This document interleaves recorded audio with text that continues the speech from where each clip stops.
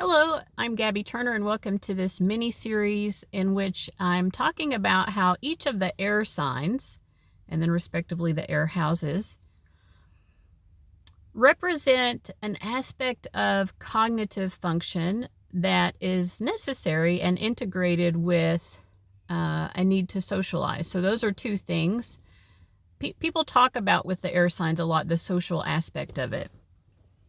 Right. But what about the cognition aspect of it? But these two do seem to be intertwined. So Gemini is basically the cognitive need that what's going on inside my head needs to be shared. What I've observed with my eyes and the assumptions I'm making, my hypotheses, right?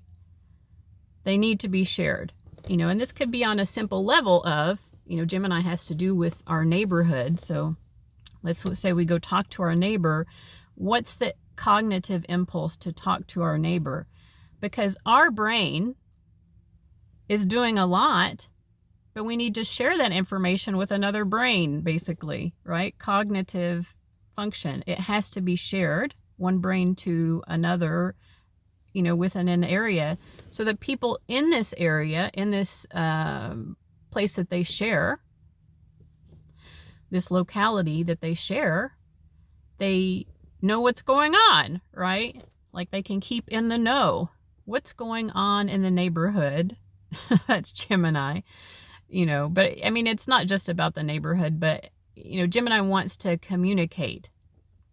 Cognition, does cognition require communication?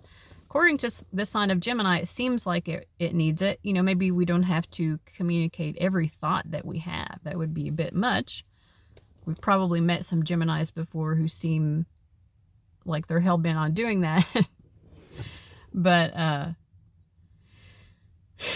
it's a sign that understands that in order for me to understand what I'm observing, my conclusions, I need to communicate it with other people, see what other people are thinking, see what they're observing, what evidence do they have, in order for me to really feel like I've solved the problem mentally. I've figured out the thing that I'm trying to use my brain to figure out. So that's Gemini. Gemini is fun and easy. You can also check out my video on Libra specifically in the 7th house and how it has to do with cognitive empathy.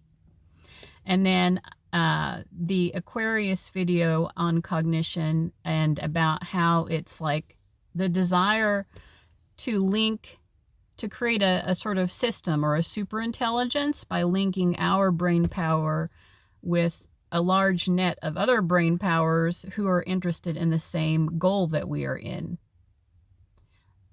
So trying to move towards a collective interest by working together cognitively. All right. So that's what I've got. Check out my other videos. Bye-bye.